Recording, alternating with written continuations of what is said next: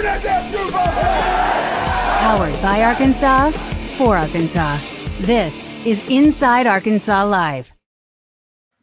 And welcome into Inside Arkansas. Whatever it is that you watched previously was a figment of your imagination. It didn't actually happen. It was a desk pop, we'll call it. But we are live here at the LEROY Lounge. And hopefully with crystal clear audio, a little technical difficulties, but that's okay because we're live here on Dixon Street at the LEROY Lounge. So come out and hang out with us, getting you ready for Monday Night Football. Should be a banger of a duo of games tonight that I know a lot of people are going to be watching. But we're hanging out in one of the golf simulator bays and going to have a lot of things to talk about. Now we get into your messages, we get into your phone calls. You can call in at 478-344-6623. But, fellas, it's good to see you in person once again. Naturally. Yeah, we missed you over the weekend, man. It felt like you were a state away, you know? Where'd y'all go, actually? Like, as far as, did you guys do anything for the game? Nah. No. Yeah. We simply are not capable of spending time unless you orchestrate it. So we never see each other. Us peasants sit in the comforts of our own homes. Yeah. Well, I mean, listen, you had a lot more fun than I did, so that's fine. You didn't have to worry about, where am I going to go and spend money that's for overpriced food and drinks, and also I got to make a drive home and be stuck in traffic because of the great migration of every Greek alphabet known to man with sororities and fraternities going from Dallas back to Fayetteville. So, yeah, it was fun, but not that much fun. But that's why we're glad we're here at the LEROY Lounge. So come out and hang out, and they have a lot of great things going on, like the Closest to the Pin contest still going on, folks, until November 3rd, where if you come in between 11 a.m. and 3 p.m. Monday through Friday, you'll have a chance to enter in to not only have a weekly contest winner getting a $50 gift card from here at the LEROY, but you're also entering into a drawing for getting Titleist wedges that they're going to hook you up with, too. So it only can happen here at the LEROY Lounge, and also we just got a plate of fries because that's everything's good, but it's a good start there for the plate of fries. Best thing they got here. These are like the McDonald's fries of the sit-down restaurants. Is that they're unbelievable, they're dude. I don't really know good, what man. and they're like McDonald's fries. Like McDonald's is the only fast food place you go to and get just the fries. I feel like these are. I mean, we've done it a few times, but yeah, these are elite restaurant fries. I would say. Oh yeah, they do the trick. Yeah, they're next level. So and apparently they have steak fries. Yeah, which I didn't know. Yeah. I didn't know. And it's. I'm sure they're incredible too. I don't know what was on the menu and what's not on the menu, but everything they got here is great, folks. Great drinks, great food. They got plenty of TVs for you to watch all your games, and not only just for tonight, but also for those of you who may be coming into town and look for a place to do a little pregame action. Come to LEROY. 6 or 6:30 game Saturday. 6:30. 6:30, yeah, on ABC. Yeah. How about that? Kirk Herbstreit and Chris Fowler coming to this game. What does that tell you? That tells you Tennessee's very good. That this was supposed to be game day. I know. Shout out to Cal. Yeah. Yeah, but hey, we talked about this. It's like it always seems like a lot of the attention comes when Arkansas's not necessarily at their best. Yep. When the cool kids come to town, Arkansas usually is in a little bit of trouble, but it'll still be exciting. It does suck, though. I said this on the show that Arkansas's got their second home game of the season this week, and it's against a top 5 opponent. Fayetteville should be popping, but as you would expect, following a gut punch of a loss, nobody's really worried about this specific game. Maybe that'll change by the time Saturday rolls around. But you just feel like if Arkansas had found a way to win even 3-0 Saturday, Fayetteville would feel like a party all week, and they're just not going to be that buzz. It sucks. Yeah. By the time it comes around, I mean, it's a Saturday night SEC game, good opponent, stripe out. It'll be pretty rowdy in there. Unless they do the thing where they come out and just don't want to play at home. What's our prediction for the stripe out? How solid do we think this stripe out's about to be? For those that don't know what we're talking about, they're going to do the red and white every section. I'm going to borrow something out of y'all's playbook. If I'm going to give it a grade, I'm going to give it a solid B-. Okay. Yeah. Is what I'm probably predicting. I think it'll be better than Oklahoma State's and worse than did Auburn do one? Is that who it was? I think it was Auburn. I think so. Yeah. Ole Miss did one over last weekend. And it was just okay. At the SIP, you mean? It'll be better than that. Did you see the Kentucky Sports Radio guys where they were doing what we did to Oklahoma State, where they were like, "Listen, it was not loud in Oxford. I don't care what you say." And they said that going in. They were like, "Been there before. It's fine." And look, Oxford really is it's like a cool little place, cool college town. But like we went there last year, and I know Arkansas is not like the big name opponent that's going to put asses in seats, but Was I thought not it was impressed. fine. It was Yeah, fine. It was okay. Yeah, it's like it's a nice little quaint little town there. It's cute. It's cute. Yeah. It's precious. No, because I don't think anybody in their right mind, because I don't care what you say, all of the lists that everyone comes out with in the summertime, like, oh, the toughest places to play in the SEC. Like, Ole Miss is honestly, like, pretty much between, like, that 11 to 14 range, and by everybody's no big list. deal. Yeah. It's a cool place to go party, and Yeah. I'm sure it's fun if you go to school there. And I mean, their version of like the square, like whatever they have, I don't know what it's called. It's fine, but it's not not a particularly daunting atmosphere. I wouldn't say by any means. Yeah, what would the bottom of the SEC be? I would imagine Vanderbilt is the Vanderbilt, bottom. Missouri is not a very good atmosphere over there. No. Ole Miss. No, and I'll be honest with you. I think Arkansas is in the bottom half without a doubt. Yeah. and Bottom I don't half. think Arkansas Yeah. is like a bad. Arkansas can get super loud. I mean, we've seen that. Like when the team is playing well and fans are excited, Arkansas can be a damn hard place to play. But I would say just like perception wise, they're in like the 12 to 14 range as well. Is Kentucky is their football situation? Is it crazy? I don't believe so. Kroger I Field get think weird? I think it's probably better than it was 10 years ago, like in terms of atmosphere. But They've got some really cool LED lights now in their I stadium. mean, once you had the Bluegrass Miracle, which when I was a kid, like that was like one of the craziest That things. was I nuts. couldn't believe it. Once you have something like that happen against you, I think you lose a little bit of aura, as the kids say. Yeah, was that Marcus Randall that threw that? I believe so, Yeah, yeah. Marcus Randall for the. Yeah, I forgot the Kentucky's coach, but I just remember seeing that on repeat. Him getting the Gatorade Yes, dumped on dude. him, and he's like, ah. Who does a Gatorade bath when like it's a one-score game and there's time left on the clock? That's one of the craziest things I've ever Kentucky seen. bro. football does That's that. crazy. I actually know a guy. I went to church with a guy that went to that game as an LSU fan and left early. See, that's like my biggest fear. Never leaving a one-score game. I mean, if it's It needs to be 4 or 5 minimum. Yeah. It's yeah. tough. Well, we got some people calling in already, folks. Again, if you want in on, we'll get to your chats and whatnot. We'll play some Sam Pittman clips for you, and we'll dive into some fries, I'm sure, while other people are talking, so that way we can take off a little bit here. But I believe this is. Let's see, let's try out this and see if Dakota is on the line. What's going on, Dakota? Okay, yeah, I got you. Hold on a second. We'll get you squared away. Hold on a second, man. Hold on a second. I got you here in a second. Okay, so yeah, I'm gonna have to fix that part up. But still, it was the Bluegrass Miracle, and then there was another play that happened that year with LSU, and I'm trying to remember which one it was. Well, I guess when Arkansas beat them in the Miracle on Marco. Was that 2002? Same season? Mm-hmm. Same season that's there. So, yeah, that makes a lot more sense. If that Arkansas, was the case. LSU, and Kentucky have had a weird thing because in 2007 they had a weird little triad where Arkansas and Kentucky were the two teams to beat LSU, even though Arkansas and Kentucky, neither of which were really that great that year. I mean, they both were like 6-6, 7-5. Yeah. Just beat LSU in double overtime. How about that? How about that? All right, let's try this again. See if we got Dakota on there. You there, Dakota? Yeah. You guys hear me? We got you. you. Sorry, man. We've had some technical difficulties, which is so rare for us. We never have those things. Yeah, so not that's our fine. best day, but Yeah, maybe it's okay. part of the Anytime we course. move the roadcaster, I know it's like it explodes. So sorry about that, Dakota. Go ahead. We got you. No, all good. I just didn't get a chance to call in earlier on the show this afternoon, but I don't know. I know you were in a different state of mind after the game there, John. But walking out of the stadium, just seeing you and talking to you for a brief second, and Andrew and Curtis, I remember asking John. I said, "Why Andrew and Curtis didn't want to come to this game?" And I believe John's exact response was, "Well, why in the hell would they?" So, Hey, he did ask. yeah, I mean, it wasn't that I didn't want to come. It just was like, the logistics of it all. Yeah. Now listen, if Arkansas had been undefeated going into that game and maybe top 25, I feel like it would have been more apt for all of us to make the trip. But yeah, they had the right idea. Just don't Supply go. and demand came into it. Where I was like, if there was like an uproar where people were like, we need Andrew and Curtis to go to the game. All right, People fine. are banging down the doors, being like, "Where are they?" I'll hop in the car for 5 hours. But yeah. I'm saving my trips down that way for November. There you go. oh, that's perfect. But I mean, John, you're just walking out of the stadium, seeing your face. I mean, I was just in disbelief, just like I am every year. I'm sitting in my seat all the way down to the final, second. My wife's looking at me saying, let's go. And I'm like, I just can't get up and move. This is unreal. Happens every year. And I'm tired of it. And thank God we're done playing in that cursed stadium. We got to get out of there.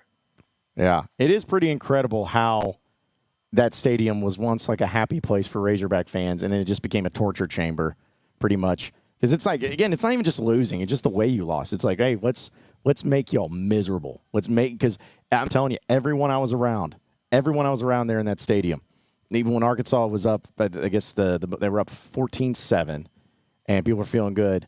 17-14. Yeah, nice little run. And then 17-14, we all looked at each other like, we know how this goes. We know how this ends. And, man, it's almost like clockwork. I like how the web is growing of like places that Arkansas football is cursed in, where it's like it's like just places that they play football in. You just cannot go there. Nope. Maybe it's just them. Yeah. starting to. Are we starting to believe that now? There is a common denominator between AT&T, War Memorial, and Razorback Stadium.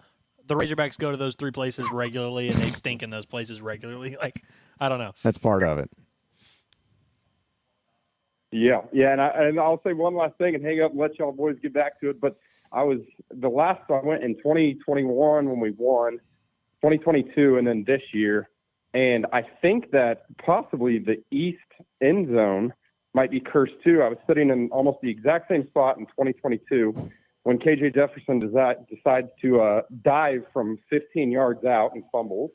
And then this year we get Taylor Green and Jaquindon Jackson getting blown up at the mesh point and fumbling right in front of me. So, I'm glad I'm never going back there. I'm glad it's over with, but I'll let you boys get back to it. Have a good night, and thanks for taking the call. Appreciate it, Absolutely. Appreciate you, Dakota. Man. Yeah, I thought it was honestly he was going to bring up, because he said what he was wanting to talk about. I thought he was going to bring up, apparently, when my video of me going viral of somebody taking a video of me. Dude, that was... Okay. Yeah, we need to address. Yeah, we need to address this. This is an opportunity for you to clear the air, provide some context for your situation. Dude, here's the thing. Like, if those of you who have no idea what I'm talking about, you look so angry, dude. You look so sad. It was like it was like 8 a.m. I think 7:30 or 8 a.m. on Saturday, because in order to get into Texas Live, you have to have wristbands, and you could pre-order them, but they were all out of pre-order. They're like, okay, but the time if you want to buy them, you got to show up at 8 o'clock, which actually lied. It's 9 o'clock, but they said 8, so that way you'd get there extra early. And I was hanging out at Texas Live the night before. I was there with shout out to Tara Talmadge, Taylor McGregor, and a few others. We were all hanging out there, casual, whatever. It's fine. But we were all hanging out, and we went out late. But then I was like, okay, I got to wake up in the morning. I didn't sleep well. And so I get there, and because I was like, well, what we're going to do is we're going to get the wristbands. We're going to go back to my buddy's place. We'll eat some breakfast, and then go back.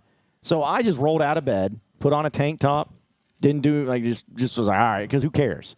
Little did I know that I got the paparazzi out there who just takes a video of me in my lowest state I looked like. Just like you looked look like so dead. sad, dude. I felt bad for you. I just didn't want to be. I didn't want to do that. I did not want to do that, and felt like I had to do that, and I just looked like crap. And then somebody kept saying, like, all the memes of me looking like Bigfoot when I was walking, like because of the way I was walking. I was like, dude. So just a shout out to everybody. Like, if you're gonna do that, just say hi. Don't take videos of me when I'm like, you can tell you're like he doesn't look good. I almost put that up for worst of the weekend, but we hadn't had a chance to talk about it. So yeah, I completely forgot about it, honestly. But knowing some of the other characters you ran into during your trip to Arlington, I wondered if there was any relationship, there. Yeah, no, none of that.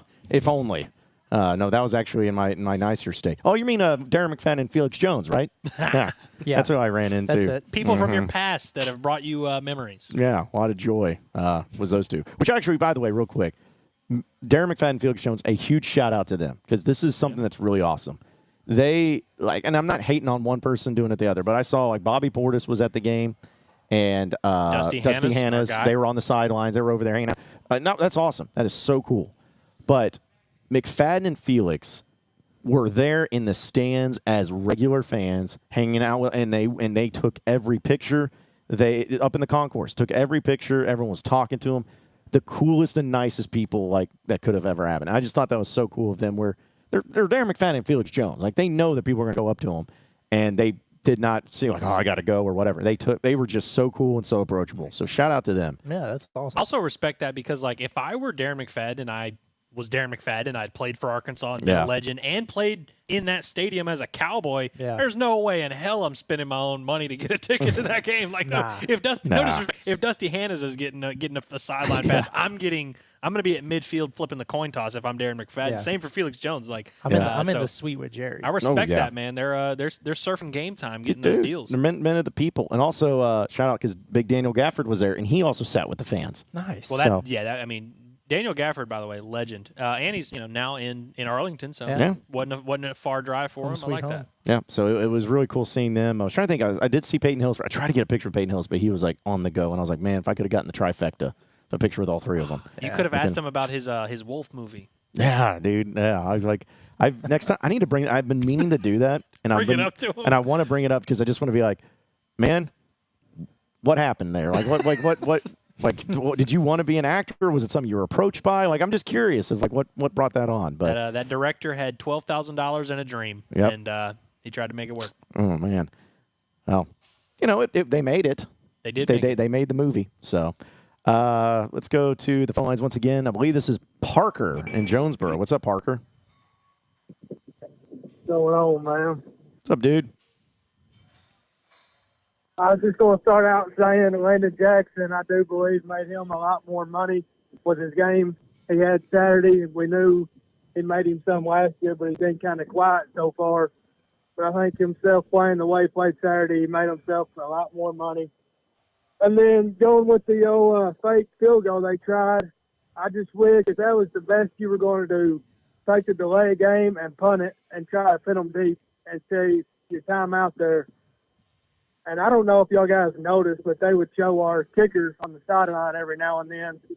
And I hate to bring this up, but, man, he just looks like he had piss running down both his legs getting ready to go kick his fight. He looked absolutely terrified, And, I mean, I can't imagine, and I hate to say this, if the game was on the line and he was being ran out there for, say, a 35 to 40-yard field goal to win it, to go ahead and chalk it up, fellas, as a loss, because he was getting ready to go kick one when he put us up 10 or whatever, and he looked terrified to death. But anyway, I'll let y'all boys get back at it. Y'all have a good one. Appreciate you, it, man. Yeah. Yeah, Landon Parker. Jackson, he looked like he belonged in that stadium for sure. Yeah. And we've been waiting. Like, you knew it was in there. He just finally proved, all the people who voted him an all-SEC guy in the preseason right.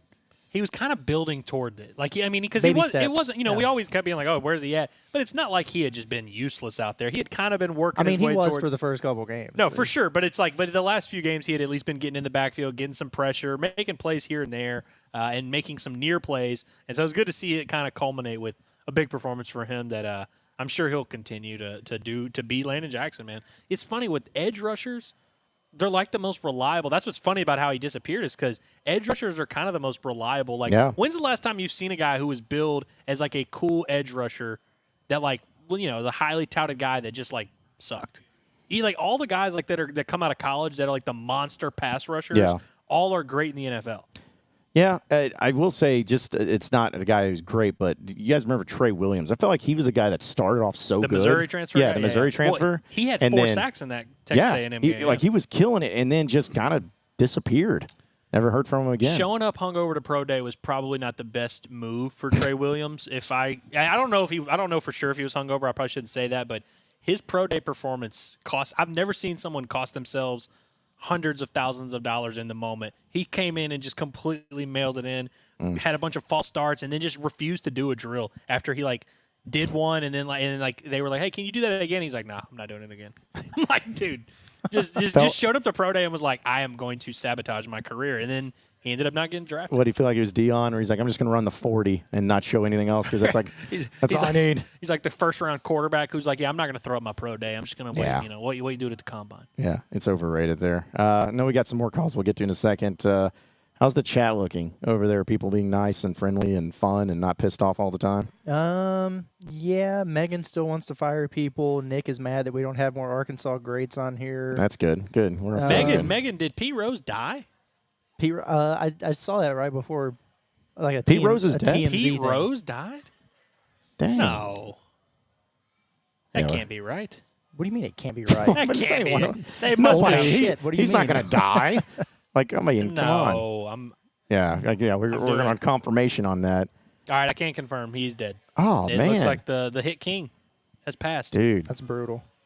Maybe now they'll. Will they put him in the hall? I mean, no, I don't. They should. They should. I don't care. Or has the window kind of passed? Because you're like only allowed to be up so many times. Right? Yeah, I think that's what it works. But still, it's just like, dude, if you're gonna do it, just do it. Just do it now. Well, now it's tough because it's like now that he's dead, it's like it's almost useless to do it. Like, you want to be able to honor those guys before they pass. I'm worried they're going to do that with Barry. Barry Bonds is going to die, and then they'll be like, you know what? Now we'll throw him in the Hall of Fame. I hate that. Well, and I always, I'm not a baseball guy, but I always felt like, hey, I don't care what he did for bet on baseball or whatever. He still went up there and he hit. So it's like, right, and he bet on his own team. Like, yeah, nowadays, like, dude, the hit. It's like, come on. Yeah, it's like you're taking the Heisman away from Reggie Bush. I'm like, okay, but he still went and scored those touchdowns. He still went out there and performed. So I hate to see that, man. McKinbey, Mutombo, and then now Pete Rose. Bad day. I always kind of like, it's interesting. I was thinking about Mutombo earlier. 58 years old. Did anybody know he had brain cancer? No. Like, maybe I just haven't been keeping up with him. I didn't know. That seemed like that came out of nowhere, which, like, I want to say, like, that's, noble to, like, not tell anyone, but, like, I think that's interesting because, I mean, that was kind of the case with Chadwick Boseman, too, where, like, nobody really knew how bad it was. And Dikembe, I feel like he's out and about on commercials and, like, doing stuff. So, like, that was kind of just jarring to see me. 58 years old. Legend. Yeah. That and Pee Wee Herman. Remember when he died? No one knew that he had, like, cancer. I vaguely remember Pee Wee Herman dying, but I didn't know that, like, that I didn't know that happened. You didn't know Pee Wee Herman died? No. I wish I could remember his actual name. I know what Pee Wee Herman did, but I didn't know he died. Well, big rip to Pee Wee. Kept the theaters in business, at least certain theaters. Let's see. A few other chats. Dalton's over here saying, we shall be called the Saw if they go by the SIP. The Saw.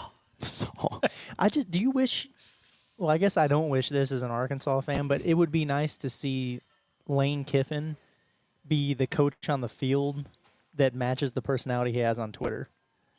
Yeah. Like, he just had his tail tucked between his legs that whole game against Kentucky.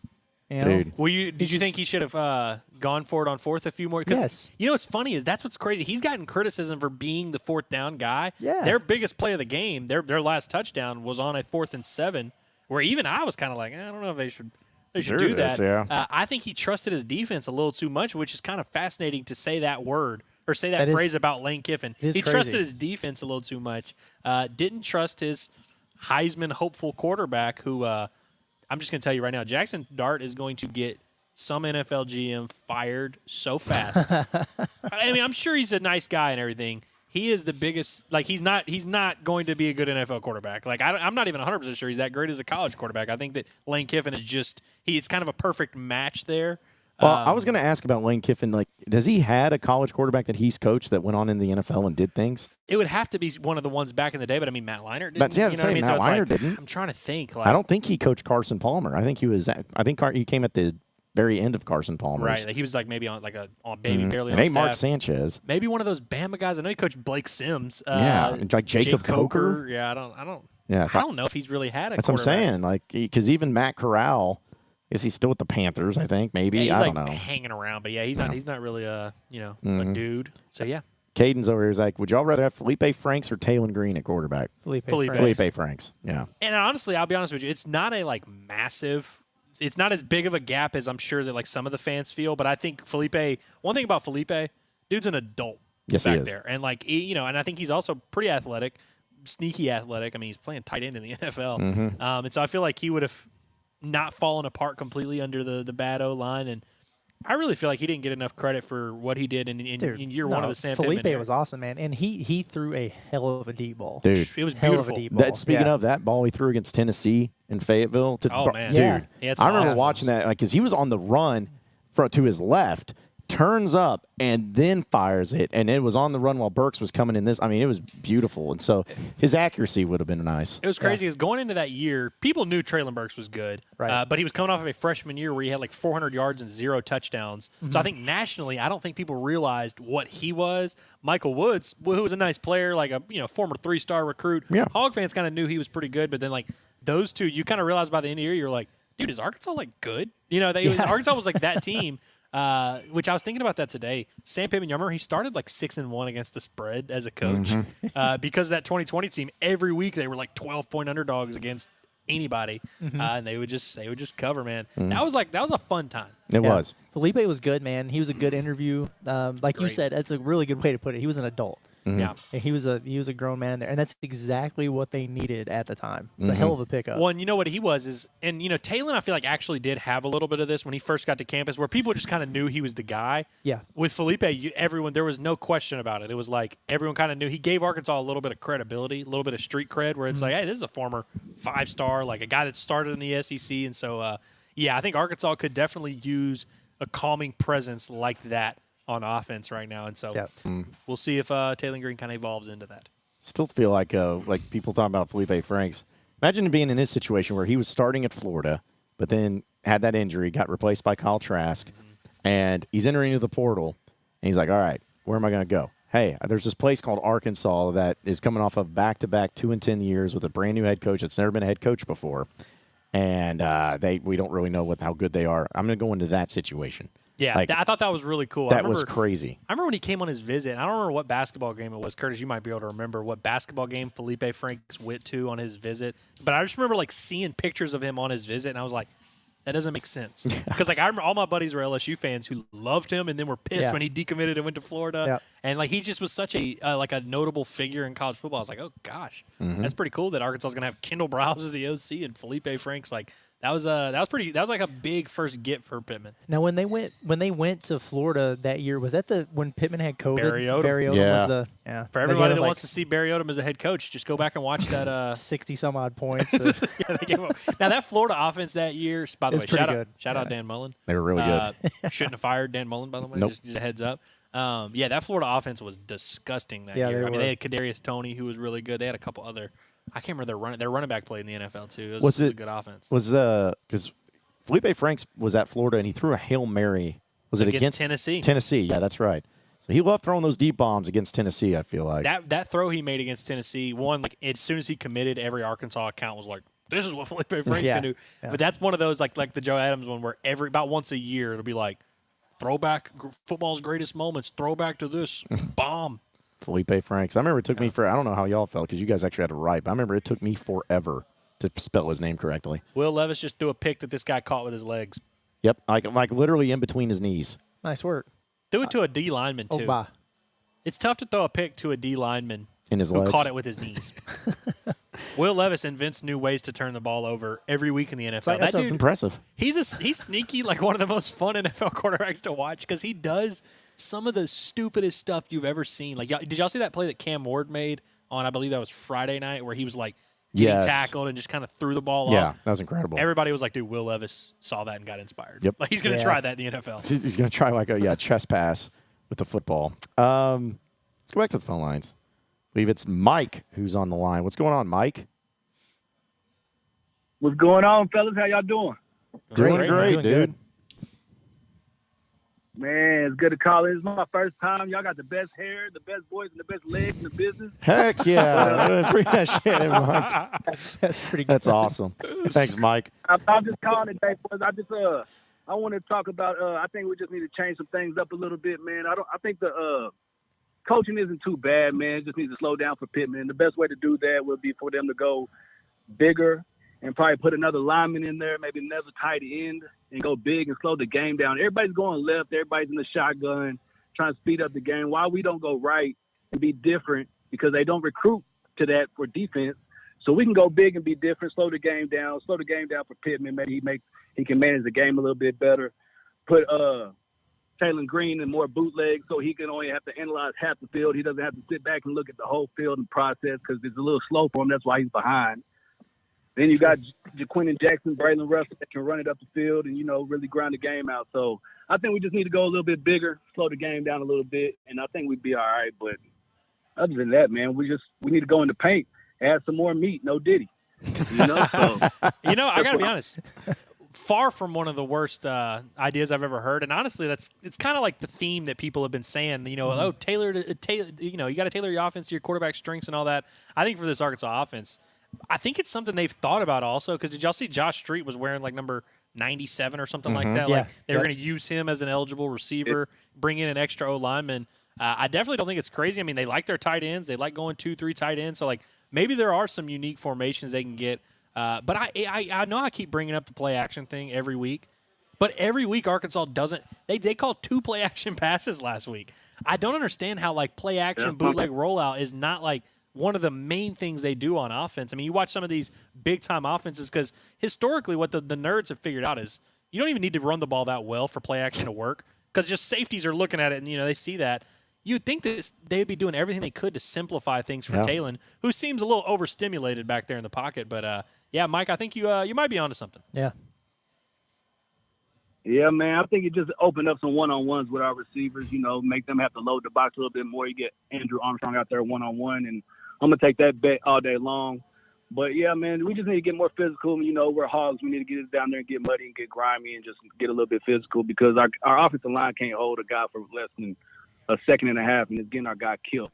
So, yeah, I would just like to go physical and, just grind it out, man. That's what we did. The Matt Jones days, put him in the boot and let him use his legs and shorten the field to the half and let him go, make plays. So, and we got, a great running back, and I think Brother Russell can do good with more linemen blocking for him. All he needs is a little crease, 4 yards to play, and we get the first down every 3 downs. So that's what I'm on. But it's good to see y'all, man. I appreciate y'all. I'm out here in Dallas doing lifts, so y'all make my day go by fast with all this content y'all putting out. So I really appreciate y'all, man. It's a blessing. So thank y'all. Appreciate y'all letting me call in. Yeah. Well, thank you. Appreciate it, Please Mike. call back. That's a good call right there. Yeah, it's really good. And it is interesting, though, if you think about it, because the biggest message throughout the entire offseason after that disaster last year from Pittman was getting back to playing that physical brand of football. And, that's hard to do because it kind of starts in the trenches. And I think they've set that tone pretty well on the defensive side of the ball. Offensively, not so much. But you have some of the right pieces. Jaquindon Jackson, I would say he is a physical guy. Braylon Russell. So, yeah, you've got it in the rushing attack. And then Taylon Green, who can run the ball.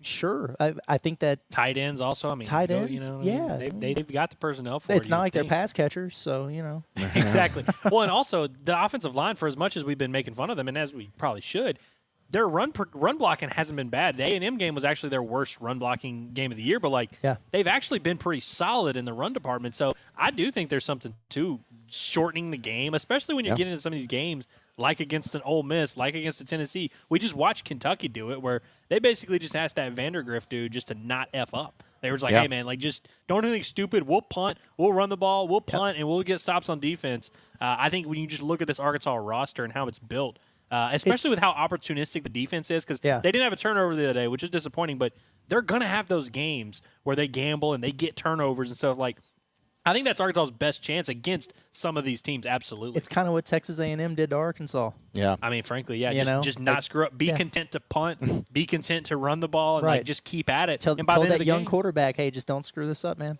Yeah. Don't take any – how many risks? Seriously, how many risks did Marcel Reed take in that game? Not very many. On the ground or the air. He really didn't do much. Every guy he threw to was pretty open. Yeah.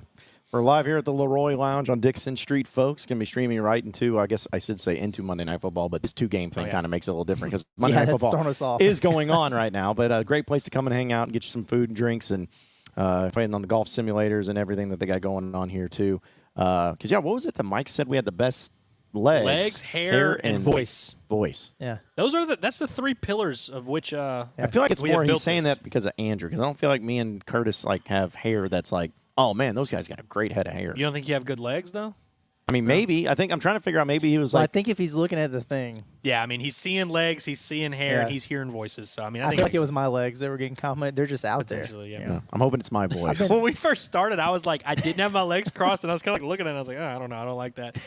If Reagan were here just a couple weeks ago, Reagan was telling me to sit up the whole time because she didn't like my posture. We do need posture police. Yeah, we do. Yeah, No, it's. I mean, come on. It's a hangout.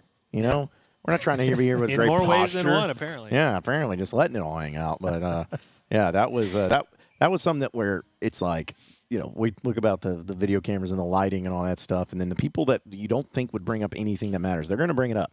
They're going to let you know about it. Yeah. They're going to be like, oh, man, hey, you have a lazy eye. I'm like, what? No, I don't. And then suddenly, do I have a lazy eye? I think I do. Is that Witty F I'm seeing? Oh, yeah, Witty F. Shout out to Witty F. The LEROY is pretty legit. Thank you, Witty. It's apparently 3 frames of their bowling made my son sleepy, and we had it to dip, but an awesome place to hang. Absolutely it is. Hey, good on you for coming out and getting the experience. It is a cool place, and everybody should follow Witty F's lead there. And also, do we have a Witty super chat without Broden hate? Yeah, how about that? When I almost saw didn't it, I was read it kinda because of yeah. Has he that. moved on? No, he has not moved on because he was there on the Today Show, rattling off those things. But we appreciate you, Whitty F, for real. Yes. And I will say, I'm just going to add him to the list. I have not sent one person here who has come back and been like, well, okay. Like every single person has been like, the LEROY, man, that's a nice spot. I think people are starting to figure it out a little bit. Yep. And so I think it's only up from here. Yep, spot to be, especially if you're coming into town, folks. Come and hang out here in pregame here too. When we were here for the Auburn game, it's a great atmosphere for a lot of hog fun. games. Some Like, hog calls and we in kind of here. did it spur of the moment, but Yeah. like it's a fun little atmosphere. And so like whatever, if you have a group of people that are getting together to watch something, this is the best place to do it. I feel. Yeah. Well, they said apparently over here at some point in time tonight, one of these lounge areas, they have like 30 people showing up. Oh, wow. For some sort of party. So so you can do reservations on parties and. You got tables, again, duck pin bowling. Or if all the tables are used up and all the lounges are used up, but you still want to hang out, well, they got a full bar. You can just hang out over there, too. So they got it all for you there. Heartbreak Hogs over there is like, y'all going to eat in them fries. We've been eating a little bit of them fries. And I said this before we went live. Come on now. Something about their plate of fries, every time we eat, like we could eat it for 20 minutes straight, it always looks like it's full. Like it's always full no matter what. It's crazy. I feel like even if I move my my mic, I can hear myself chew when I get on the fries in here. That's what people want to hear, Well, we got these headphones. We can hear everything. Yeah, I want to hear see your fries. I can hear those lips Oh, hey, smacking. look, there's Whitty coming. Broden would have dropped every bowling ball in the building. Dadgummit, Whitty. Come on now. Come on now. Pretty good. Hey, I got to say, I got to give Tyrone Broden some props real quick. After, I'm trying to think, who was it that caught a touchdown the other day or scored a touchdown the other day? Tesla. They were on this. They showed the sideline, and it was like him, Armstrong, and Tesla, and like Broden had the biggest smile on his face and was like, doing the like, kind of like, oh man, you're the man, like doing that to Tesla, and it made me happy. Yeah. Obviously, Arkansas ended up losing the game. It is what it is. And Broden only caught one pass of his like 5 targets or whatever. But it made me happy that he's like, he's still rowing the boat. He's still pushing the right direction, and he seems to enjoy being a hog, which is like, I'm not to be like over dramatic and sentimental here, but like there is something special about people that choose to play for whatever university they play for. Like there's a special thing there. He truly embraces the hog. He embraces the hog. By the way, when Mike was giving his spiel, I meant to say like that's kind of what he's saying is we need to embrace the hog. Yeah. Get money, be a pig. With all that being said about Broden, I think Tesla starts Saturday. By the way, I think you should. Let's talk about this for a second. I don't know if we now, had that clip or not, but yeah. Pittman was asked about it, and he was like, yeah, if he has a good week of practice, Tesla could start. Yeah. They released the depth chart. Is this the unofficial like end of the depth chart where like they released because I checked for that exact thing where I was like maybe they'll put an or, maybe they'll whatever. They did not. But then Pittman's like, oh yeah, he could start. It's like, okay, well then you're just lying on the depth chart. Well, here's the clip that you're referring to about Isaac Tesla. Perfect. I think the whole thing about that would be we've got to use him more, and so whether he runs out there as a starter or not, I mean, I think he's earned the right to get out on the field and throw the ball to him. So whether he starts or not, I think we'll have to wait and see at the end of the week, but he certainly has earned that right if he has a good week of practice. He's earned the right to get out there and throw the ball to him. There we go. Yep. What more could you ask for? That's what you want out of a guy who plays the position of wide receiver. I'll say this, and people are going to take it a certain way. I was shocked to see him burn that defensive back like he did, though. Like, I mean, not to say like burned him on the route, but as soon as he caught it, he separated from that defensive back. Like he had it in him. He's sneaky athletic, and it's not just because he's a white receiver. I he's know. a big dude. So That's the other part of it, because when he catches the foot, it's almost like a freaking tight end going up against a corner. He's not an easy man to take down either. No, because what is he, 6'3", probably? Like 6'3", 225. Legit. Yeah, I mean, every bit of 225. He's a hoss. Yeah. The thing about him, and I kind of forget about it because, again, we don't really get to see it that often, his top-end speed is pretty good. Like, I'd be interested to see what he ran in a 40 or, whatever, 100-meter or whatever. Yeah. Because his top-end speed is pretty, like, above average, I would say, for an SEC wide receiver. I just think it takes him a while to kind of get up to that top speed. Right. But like we saw it on that play, once he got moving, man, he's tough. And so I think that's why they like getting him the ball in some of those quick bubbles, even though he's not the most like quick, agile guy. But it's like once he gets that top, if he can just run straight line, he can run, man. Yeah, he's fast and athletic, not necessarily twitchy. No. Right. No. And going back also to a point, I can't remember who made it, but about Andrew Armstrong. That was something I was thinking in my head watching the game, and maybe I just saw something different from my viewpoint. Why didn't we ever try to just look at it from, okay, go one-on-one with Andrew Armstrong, go deep downfield. Just try it. I know that the pressure was coming in and all that, but the dude goes and gets balls all the time. Why not try something like that? Just hike. Like, remember the KJ Jefferson play with Traylon Burks against A&M? Oh, yeah. Mm-hmm. He snapped it, and he threw it up. He didn't have to wait. Like, why not, if you have a one-on-one with Andrew Armstrong, just try it, man. Like, try to just see what happens. And maybe I'm wrong. I would like to see that too, but I think what makes Armstrong so effective, he's such a good route runner. Everything is so precise. He gets in and out of his breaks so quick that it's just like if I'm a guy like Taylon Green and I'm not really great at going through all my progressions, but I know the exact route that Andrew Armstrong's making, I'm throwing that ball knowing that it's going to be precise and he's going to be right where he's supposed to be. And he freaking is all the time, man. He's the thing unreal. I like about him, you saw him beat man coverage, one-on-one man coverage a lot in that A&M game 4 or 5 times. But you also saw when A&M played that little deep zone, he was able to just kind of run his route, find his way over there on the sideline. And Andrew Armstrong's sneaky good after the catch.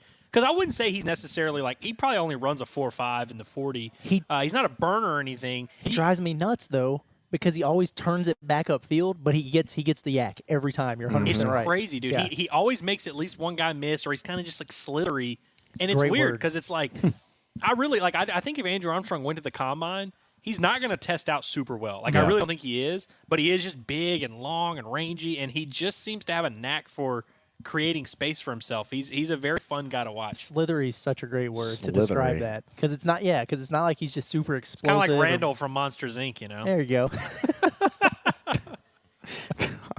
By the way, Mike, who just called in earlier, says Curtis is the legs, John is the voice, and Andrew is the hair. LOL, I'll my take bad. it. I'll accept it. Okay, yeah, that's fair. I'll take the voice. Yeah, yeah. Because somebody told me that actually when I was down there at A&M, I just met him, and it was a friend of a friend, and they're like, "Are you on the radio?" I was like, "Well, I used to be on the radio." She's like, "You have a really good voice." I'm like, "I would hope so."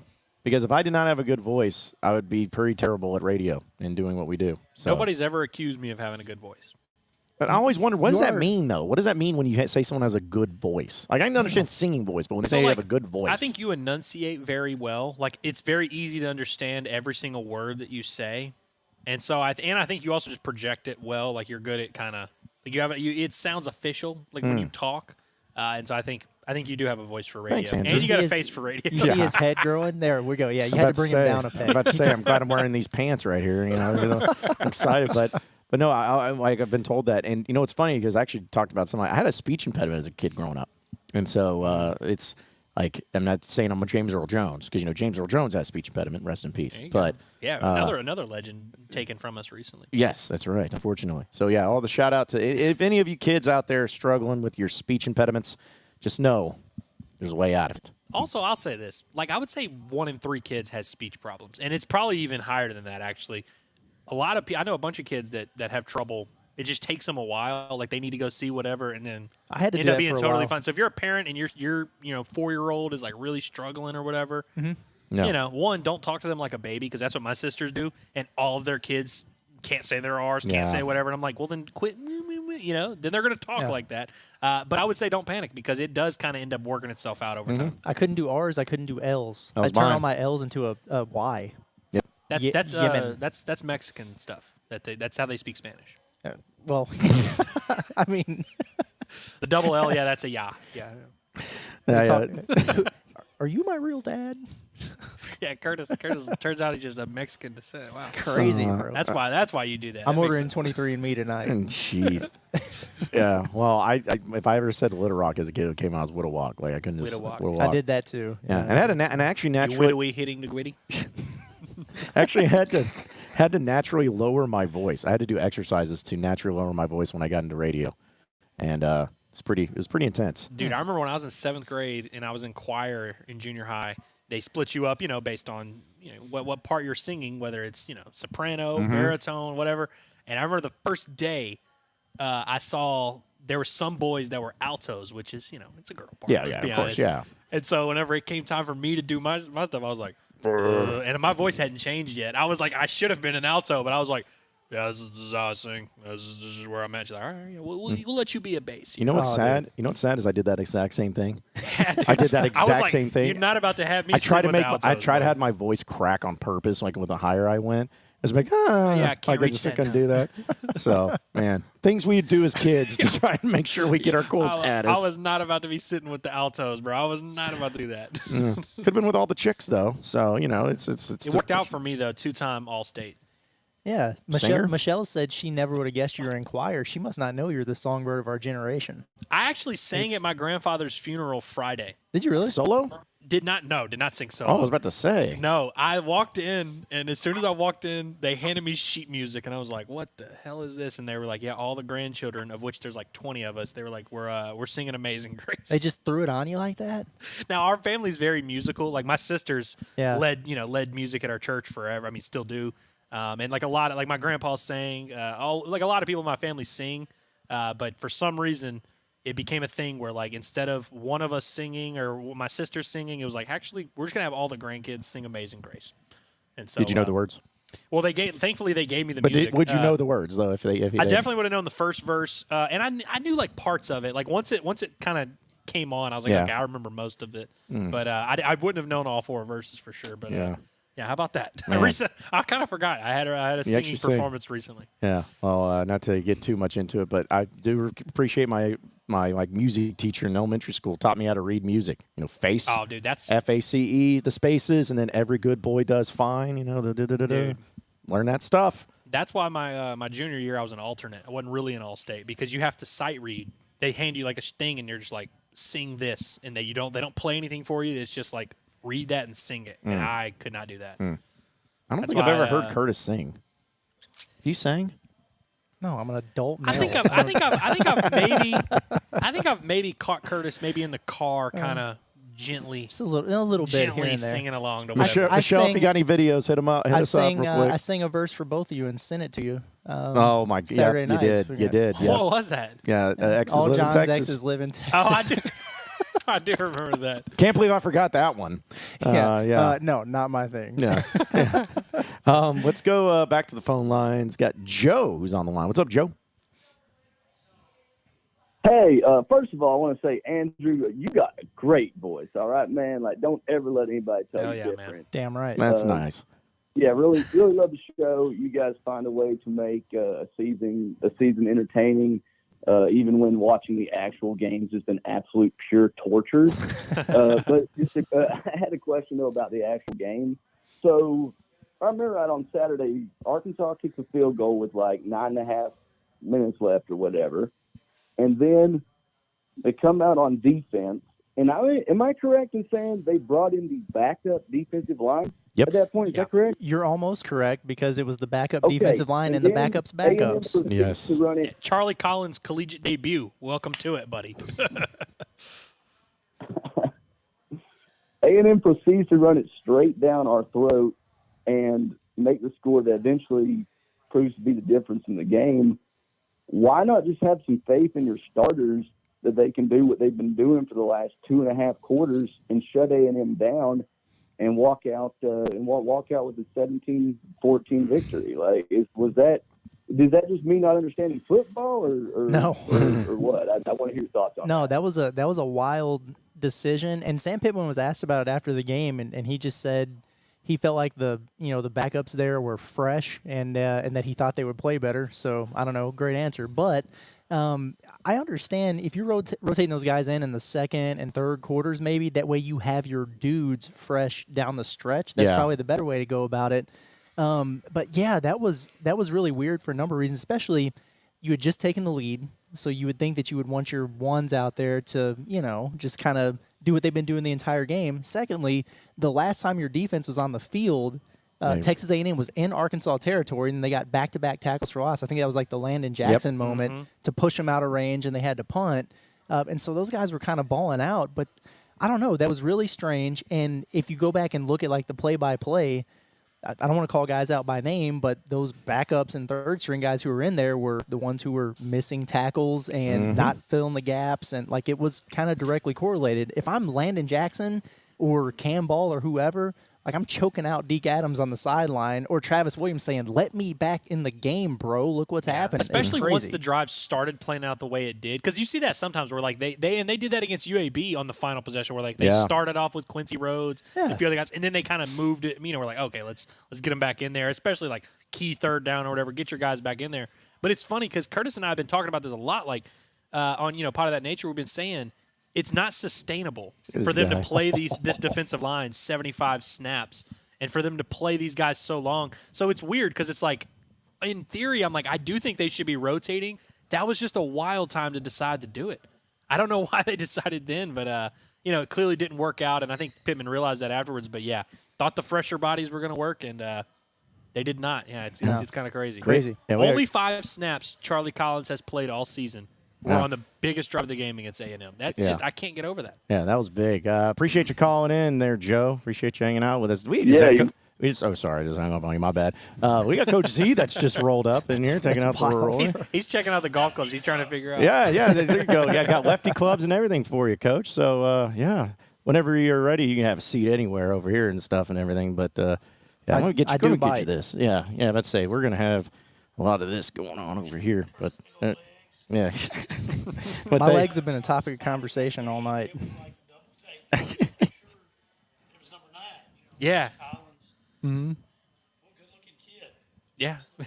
Would have liked a different time for him to get his first taste of SEC action. It's like getting thrown into the fire. Baptism by fire, man. Yeah, they try to make it work for him too. I kind of reminded me of a comment there by and Coach, maybe you'll appreciate this. With I remember Eric Musselman said this, and it stuck out with me. And it was his first year. This will be good. Yeah, it stuck out with me, Coach. I remember he was talking about it was the first year with Isaiah Joe, Mason Jones, and all those guys, and since we had been so used to seeing, a lot of guys rotating and everything, they were asking him, how you think about getting these other guys some play time or whatever, and he was like, give me a 70% full Isaiah Joe to shoot threes over a 100% somebody else. Yeah. Where he's like, hey, I know they're probably tired, but they're our best players, and we're going to make them make plays.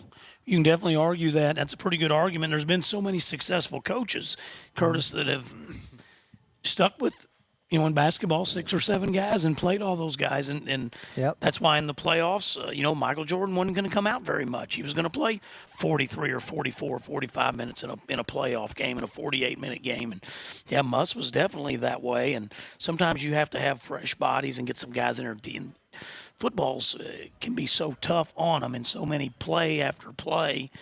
And it's really interesting. All coaches' philosophies. The guy I played for, the guy that Coach Nolan Richardson, Coach Anderson, those guys were more of we'd rather have a 100% guy that's rested over what you said. And so it's just a philosophy and what the coach's philosophy is. But a 70% Isaiah Joe, is I hope Manny Watkins is listening. Is that better than 100% Manny Watkins? So that's a debate that you have to have. Is a 60% tired Bobby Portis better than a 100% rested, been on the bench Moses Kingsley? No. And so it is really interesting how the coach's philosophy is on that. Yeah. So, Coach, what'd you make of Saturday's game? I know we've talked about it a lot, but I love going down there. I'm a little bit, I'm a big believer in the Little Rock game. I've turned into a minority in that. I love that. That's what I grew up going to. I love the game in Dallas. I love everything about the weekend. And I'm like everybody else, just loved everything but the outcomes, and I just think, at the end of the game, I was sitting there, it's 15 minutes after the game, Quinn Grovey does the color analyst for Razorback. We're sitting there, and I said, man, those guys over there, not that we didn't believe we could win. I think our guys 100% believe that. But looking over there, their fans, their players, it just seems like in the last 13 years, they've just felt like we're going to win this game. Yep. And they've kind of had that little edge to make big plays in the fourth quarter. And, that end down there, if you're on the Razorback sideline, I don't know, north, south, east, and west in that beautiful place. But, to the left, the goalpost to the left, if you're standing on the Razorback sideline looking at the field, I am done with that side. That down there, I don't like. I mean, it's been so many. I stood right there in that booth. That's the end we're on, and watch Cam Little's kick hit that top up there. Jeez. That was the end KJ reached across from, and we're about to go up doubles.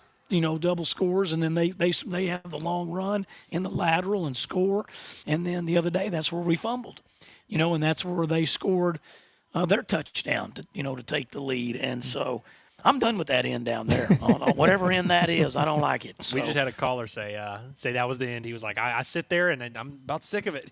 Every year he goes, weird stuff happens on that end. Yeah, it's just such a great place to go. It's good for recruiting. Our Dallas kids love that game, but you know what? It's going to be nice to get them here. And I think that the game Saturday, we were talking to Clint Sterner today on the Razorback Daily for tomorrow's show. And he said it so, and he's a tough, hard-nosed. I mean, he looks like he can still go out there right now, And, I mean, Clint Sterner's one of those guys, like when you guys have probably interviewed him and talked to him, he's coming at you in the interview, like I'm fixing to smack you. We're fixing to, and he said in a calm, hey, they're just so close. But been so close in that game against the Aggies so many times and not been able to get over the hump. And this team has to be super dialed in now because, we went there. I think everyone in the Razorback program, from the head coach all the way down to the student managers, thought, we've had our problems in Arlington. We're going to win this last one. Yeah. It just seemed like it was fitting for us to win the last one, right? Yeah, felt that way. And we all felt that way. And then to still lose, and then to lose in another game that you lead a big part of. I think that now, in what Clint's saying, they got to really be together right now because they just have to get a little better. They got to do a couple more small things that they didn't do in Stillwater and that didn't happen in Arlington, and do a couple of those little things and beat somebody. And of course, he's got all of his history with Tennessee, so he's all in for the Hogs beating Tennessee this weekend. And so, but can imagine how everyone felt after the game on Saturday that loves the Razorbacks, but how they could feel Saturday night in Razorback Stadium and all over around the state, or Razorback fans that live in California or Michigan, how they can feel if they can get it done. And it'll be hard. It's going to be a very hard game, but, man, it was I give A&M credit. I really liked A&M's defense. And that number 11, Scourton, he was as good a defensive player as I watched in that series. Miles Garrett comes to mind, who we had a hard time with. And then they had that Brown, who was, I think, a defensive tackle that they had, who dominated against us just a couple of years ago. And so the Aggies have had some great defensive players. But Scourton, wow, he's a Bryan High School kid. Yeah. And he leaves and goes to Purdue. I mean, who messes that up? He's right. And then that's like having a kid leave Fayetteville High School, and that's happened before. And then he was a great player in the Big Ten, and then come back, and he was incredible. But hopefully these guys can bounce back and find a way on. So it's going to be an incredible crowd. It worked at the Razorback Foundation. On Monday, so many people coming through there, calling people you deal with, or even our own workers. Like, it would have been. It would have been. It would have been this. It would have been. We don't know if it had been game day or not. We like to say that. Yeah. Well, but, maybe it would have been. But it was a lot of woulda. It can still be that. Yeah. People show up, go crazy. It's a night game. We're going to have a phenomenal crowd. Weather's going to be nice. The weather's going to be beautiful. Yeah. And so it can still be. That game Saturday had nothing to do with it. And so did it take a edge off of the game? Maybe 2%. We'd rather be 4-1 and be ranked and have all the momentum. But, hey, this team, much has been said about the schedule. Now you got 5-7 at home. I know y'all have talked about that. Oh, yeah. You got 6 league games left. 4 of them are right here at our place. So we only got 3 SEC road games, true road games. And you won one of them. We won one of them, all of us. So all you got left on the road, true road, is Mississippi State. Hard place in the past for us, but they've not been good so far this year. And Missouri, who they're gonna see next Saturday, because nothing against Missouri. Missouri winning in Kyle Field. That's my old employer, but I wouldn't bet on it. I mean, I wouldn't think they're gonna go. I mean, so shoot, it's hard to win down there, and so but hopefully we can finish this season. You got a lot of season left. It seems like it's been going for a minute already, but we got a lot of season left. Yeah, it's interesting. You mentioned the fans, and I know you talked to a lot of Razorback fans, and you're expecting a good crowd this weekend. How much do you think's riding on this game this weekend, just to kind of keep the fan base in it? Because obviously you got a bye week. Yeah. But do you feel like it's going to be a tense, kind of pressure-filled atmosphere this weekend? Just because I know there's a lot of fans that are asking these big picture questions. Do you feel like that's going to be a factor in this weekend's game? That's a really good question because, any program, the more you win, the more momentum you build, and then the crowd's better against LSU, and the everything's better against LSU. Oh, yeah. You have a great bye week. Your guys are feeling this way instead of if something happens and we don't beat Tennessee, they're feeling this way, right? So now you have so much possibility in front of you to get it going. If it doesn't happen, I think we're still with these great games we got. We're going to fill up Texas. Yeah. I mean, I grew up with this series when I was a little boy. I mean, we could be 0-8, and it's going to be packed for Texas. I mean, that's just, everyone comes out. I mean, the folks from Jasper and all over are going to be rolling here to watch us play the Longhorns, and so it's a big deal. But you're right. It would really keep the momentum that Coach and those guys have built, Travis Williams has built in the season so far. You obviously want to get that going again, and a little bit of air, just a little bit. Obviously you lose 12 out of 13 to one team. It's still Razorback football. I'm not going to sit there and tell you some air wasn't let out on Saturday. Obviously, there was a lot of air let out, but they can pump that air back up for the team this week. You get a big win, it's going to pump all that air back into our fan base. I think the fans will show up. I think they're going to tailgate all day. There was great tailgating against UAB. I thought it was better tailgating than we'd had in a bit. There was. I've seen some games here, in the last few years. Oh, yeah. Really, since I came back in 2011, there's been some times that they're tailgating everywhere, and there's times you're like, man, this is the Razorbacks, and it's 3-4 hours before the game, there's not hardly anybody out here. And so I know Saturday it's going to be wild. There's going to be a lot of people, and don't get drunk, don't get crazy, make it into the game, be able to enjoy the game, have you a drink if you want to have a drink, and enjoy the game. It could be a special one. Yeah. Scotty Thurman, I was talking to him tonight. Mm-hmm. Scotty Thurman was talking. He said, "You know what? The Razorbacks always win games you don't think they're supposed to win. Now you can argue it goes the other way For sure. but there's always, you think back. I remember, when they lost to the Citadel that year, it looked like it was going to be really bad. Coach Broyles fires Jack Crow, and it looked bad. And they go and beat Tennessee. Yep. On the road. On the road. On the road. A highly ranked Tennessee. They beat a ranked Tennessee team. And so it's been done before. Now you got them at home. You got a chance. So it's going to be an awesome crowd. I can't wait. And these guys got to wash the bad taste out of their mouth. One good thing about being a fan, you can still talk about the game all week. But those guys got back. They got their film done Sunday, get through that stuff. Now that's behind them. They got to get better, and they got to have a positive attitude. Yeah, you'd love to see them get a little bit of momentum going into that bye too, because it's a lot easier to have some momentum in a bye than back-to-back losses and kind of that funky feeling. You don't get to play for 2 weeks, but yeah, exactly. Z, you said Scotty Thurman, so that was my end to start talking about basketball. All right, you know I got to ask you because I know you've been putting your head in there at the practice facility. Yeah. What's going on over there? What do you think, Coach Cal? New era. We're less than a month away from that Kansas exhibition. It's right around the corner, man. Right around the corner, and it's been a little different because I go over there 2 or 3 times a week. Sometimes I'll go through there every day, but I try to go watch practice here and there 2 or 3 times a week, and they had a good summer, and they had a couple guys banged up a little bit. Nothing like out for the season or anything like that, but they've been a little banged up. And then they got through the fall and had a couple guys banged up. One thing I loved about the fall up until now has been an incredible amount of Muss was a great coach. Mm-hmm. Muss did it a little different. He wasn't a big scrimmage guy. He had great drills and a lot of preparation and a lot of stuff that was very thorough. Cal's kind of old school. He's kind of got like a lot of Nolan Richardson type stuff. Now, not minus all the pressing and flying around, but they scrimmage. They scrimmage a lot. And what I've liked this fall, DJ was in and out, this summer. It took him a minute to get here and then get healthy and get going. And DJ, I love walking out there. Even in pickup, they play pickup. Muss did not allow pickup. There was very little pickup. Mike Anderson and Nolan Richardson, they were huge pickup guys. If it was time of the year, you could only do limited amount on the court, divide up, play. And it was the best versus the best, And Scotty Thurman would be on one team, Corliss was on the other, and they went at each other, and they talk smack and they kind of learned about each other.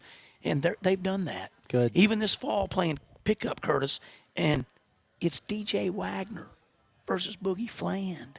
Yeah. And these are two, and they getting after it. Good. And not fighting, but going at each other. Talk a little smack if they need to, trying to win.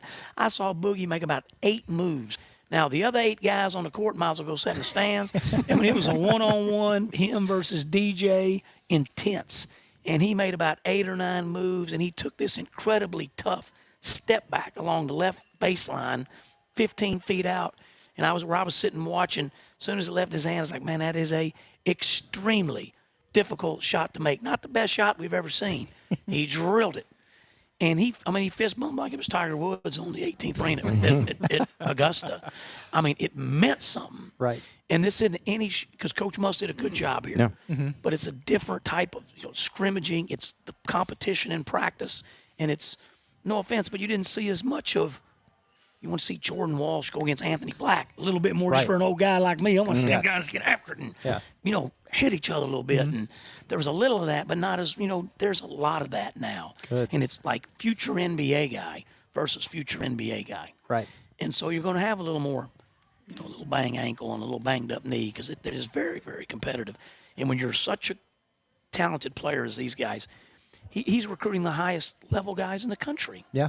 And we've always had a Corliss or a Bobby Portis or a Joe. You've had some of those, but it's like, they're like 9 of them. Right.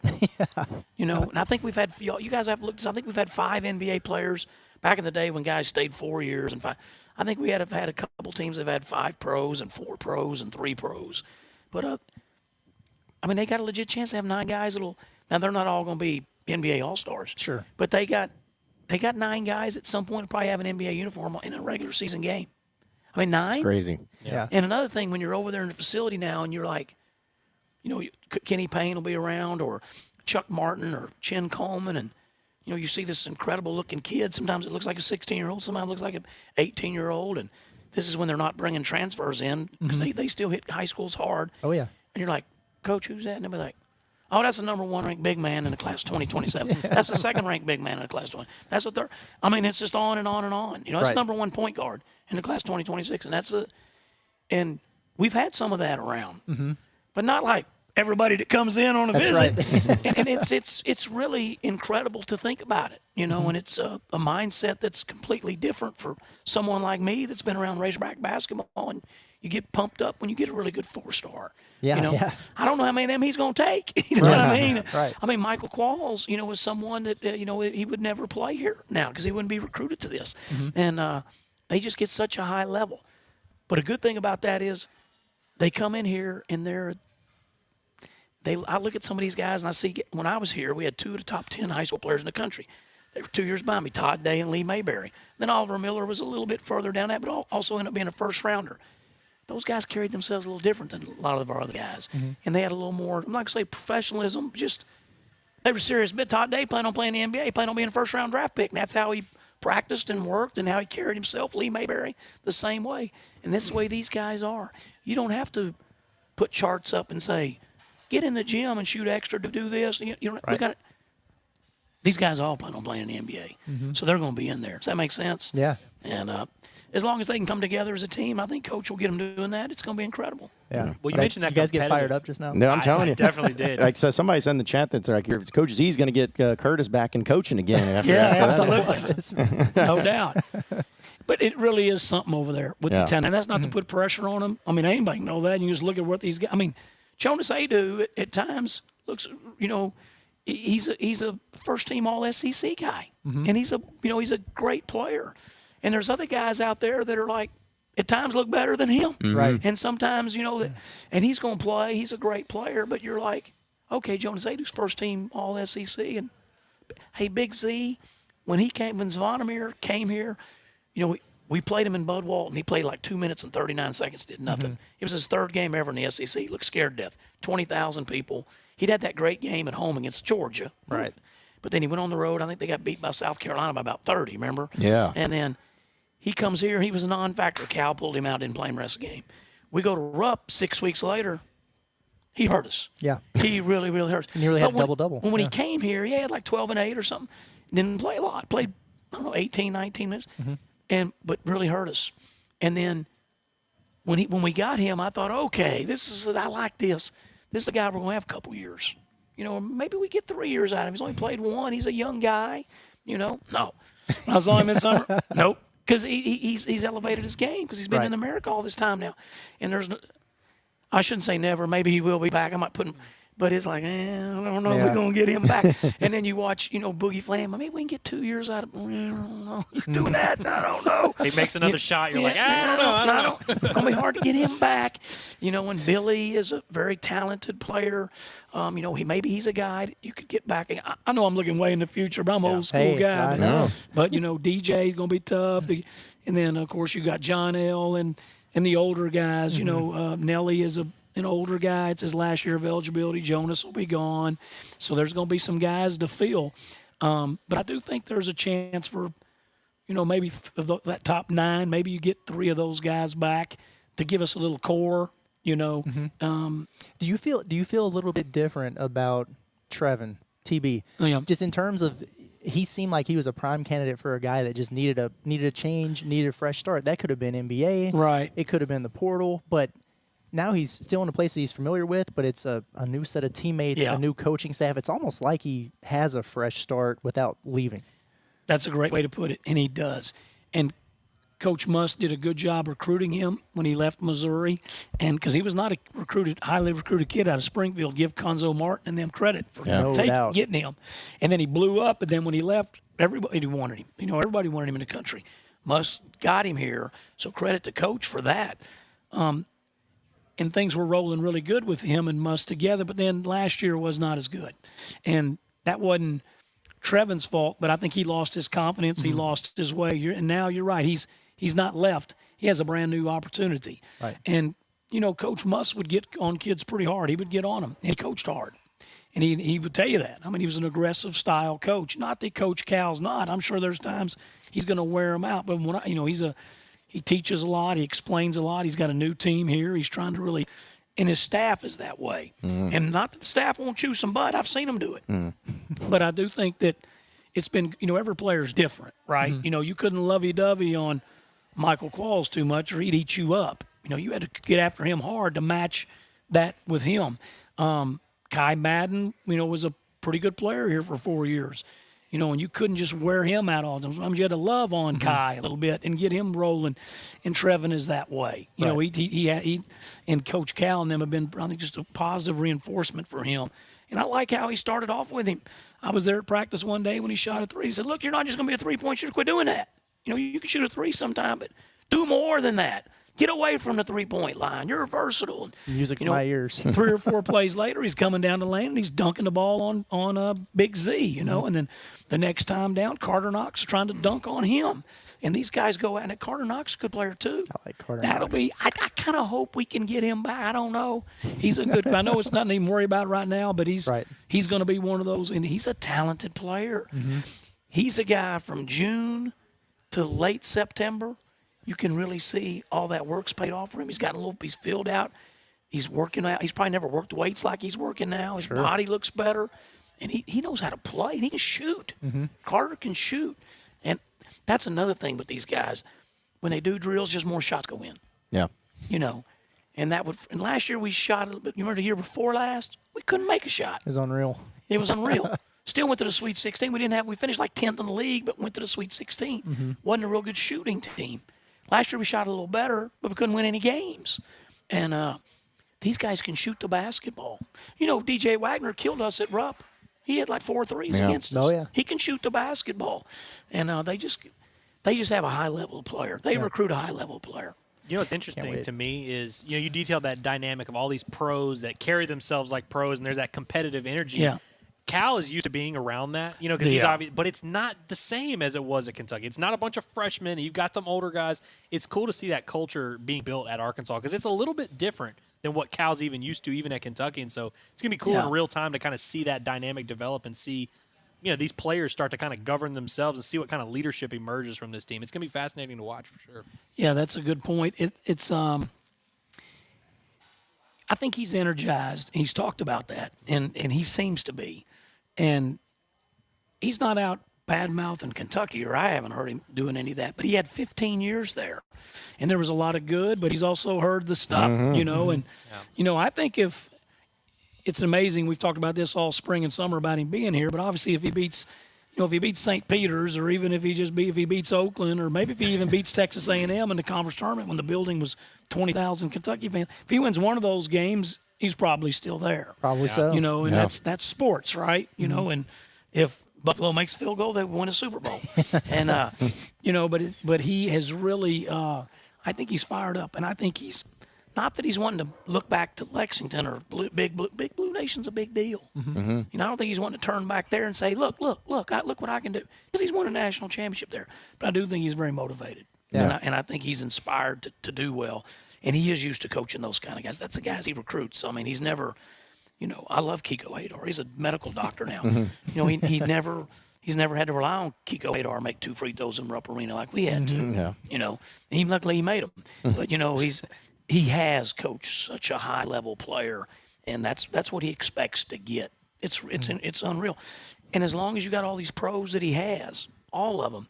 I mean, I'm watching a New Balance commercial on there the other day, and there's like 5 athletes on there. 2 of them are NBA guys. Both of them are his. Maxey and Murray, and they didn't even play there at the same time. They got all these Kentucky guys all over. I'm not going to say it's easy for him to recruit, but it's easier for him to recruit than it is for, for other people that have to.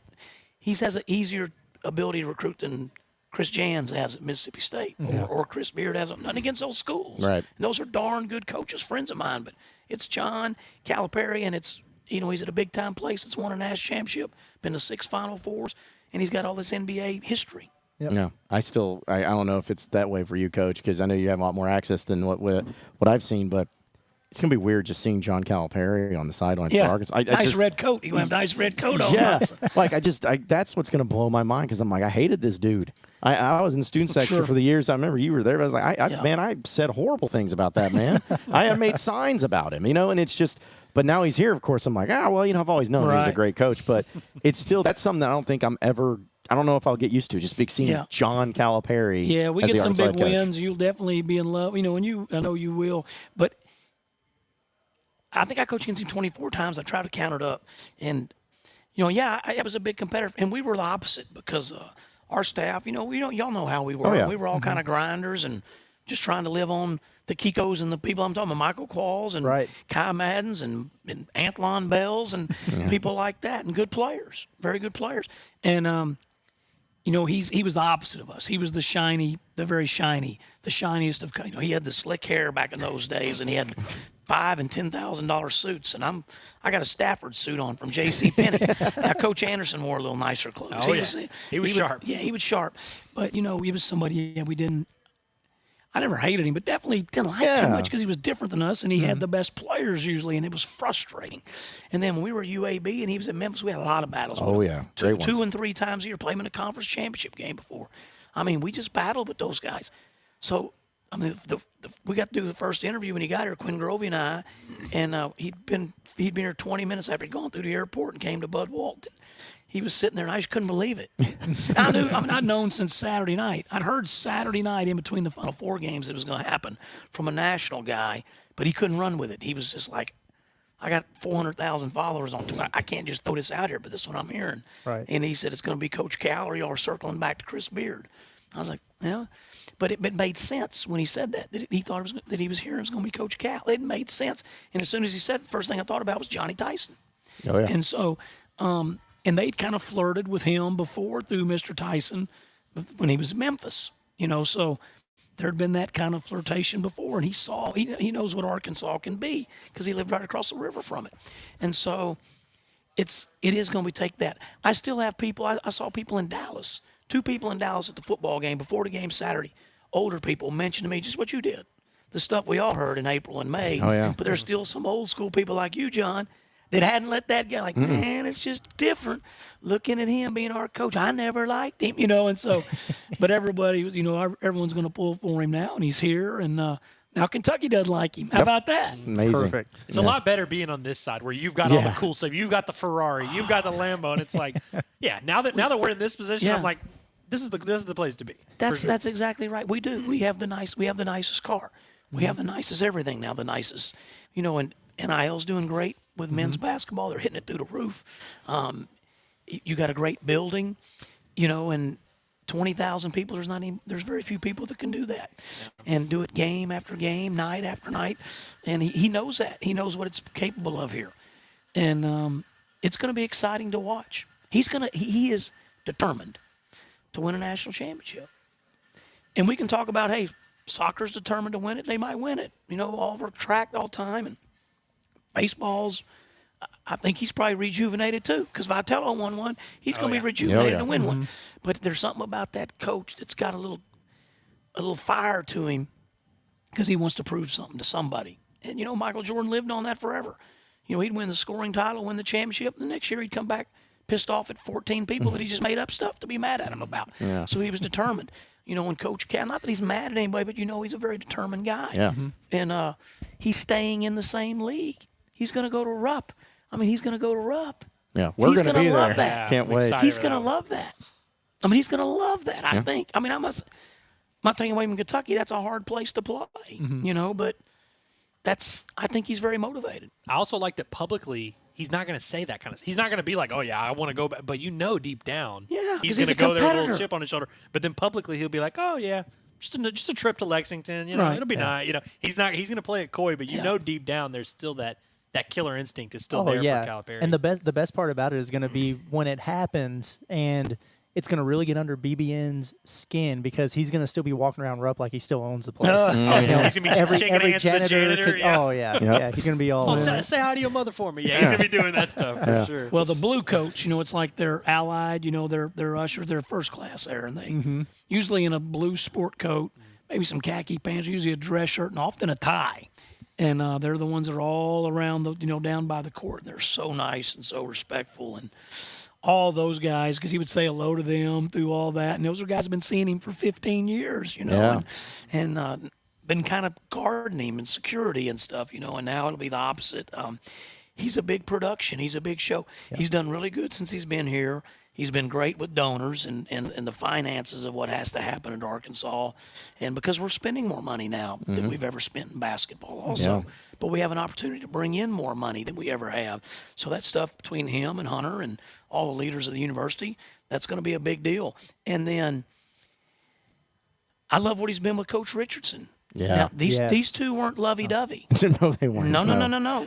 Don't nobody think that. Now you see it now. You see all the pictures. Oh, yeah. But and Coach Richardson's an old man now. Oh, yeah. Coach Richardson's he's been to 2 practices already. He's not going to come up and bug Coach Cal. He's not going to be in his business. He's not going to be – he's never done that with Musk, Pelfrey, Coach Anderson. Well, Coach Anderson more than the others, because that was his son. So he might suggest, why are you playing? He might talk a little coaching.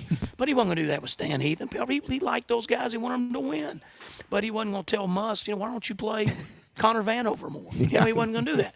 But – I do.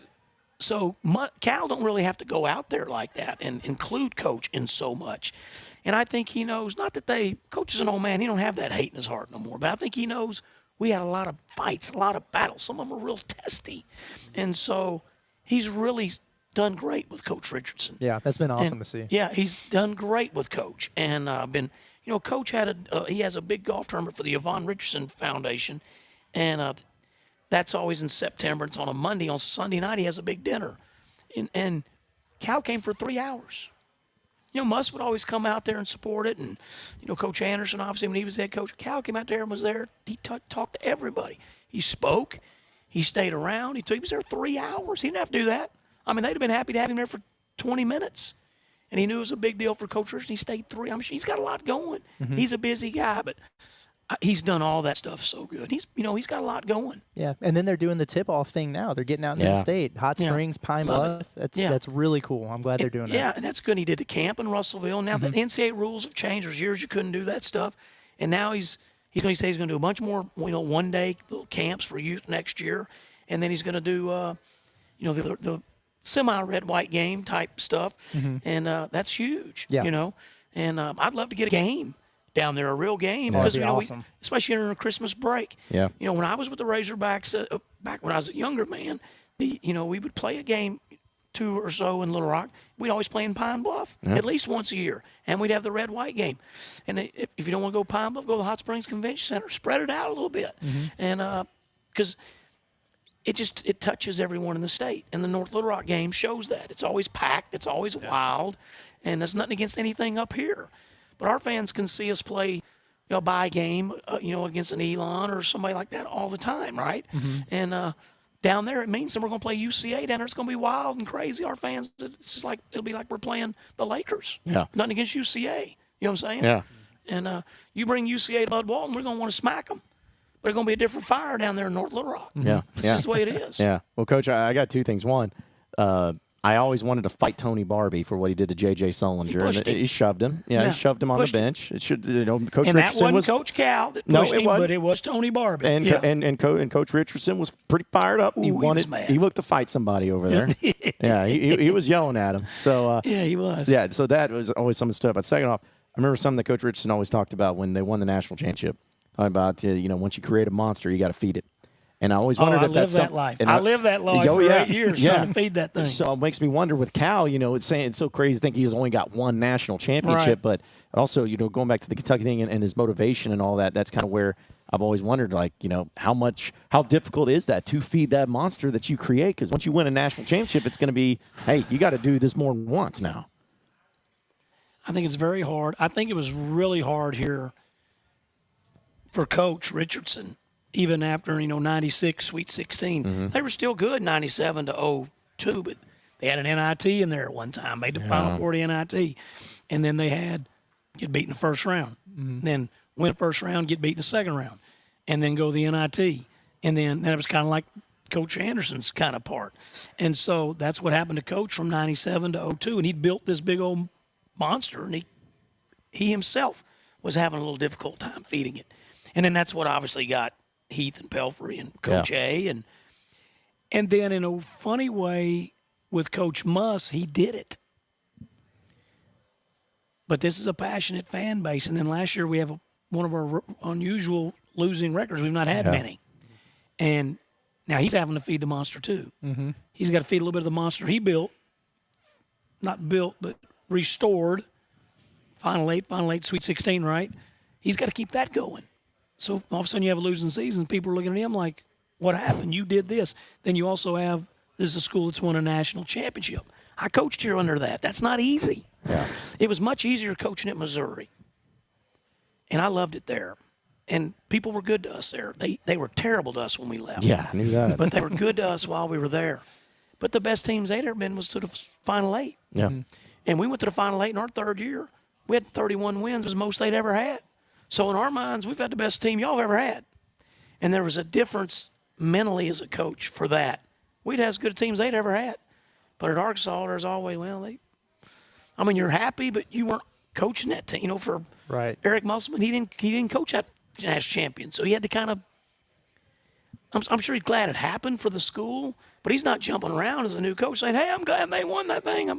It's like being the head coach at UCLA. You know what I mean? They've won 13, that's part of it. That's why it's a great job. But it's also, there's high expectations there. At Arkansas, it's the second biggest high expectations in our league. It's us and Kentucky. And it's not Florida. It's not Missouri. It's not Ole Miss. Those schools they've not won basketball. Florida has, but they don't have the expectations we do at Arkansas. Yeah, basketball, they don't. It's different. It's different. Now, Florida down there in football, you better win something. You better win pretty quick. Yeah.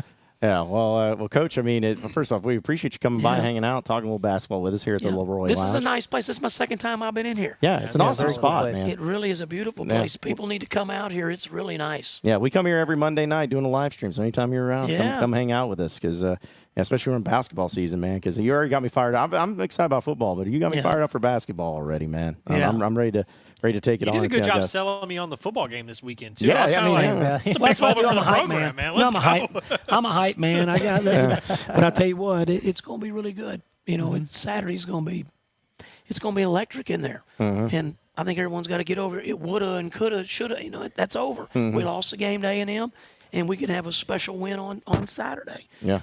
Look at Kentucky. Yeah. Kentucky, Stoops done a job there. And people wanted him fired 3 weeks ago. He's been as good as they've ever had there. Best coach in school history. Yeah, and then he goes on the road, and I bet, how you think he was feeling? Oh, yeah. That's what's so great about sports, because he's walking off that field, and he was happy to beat Ole Miss, obviously. But, like, he probably don't have a hate for Lane Kiffin or their offensive line coach. But I bet in the back of his mind, he was thinking about his own fans. Yeah. People that hate pay that, okay. I heard all that stuff, and that's what motivates great, because Nolan Richardson was that way. Yeah. They were on him in his first years. They wanted him fired, and his little girl was dying.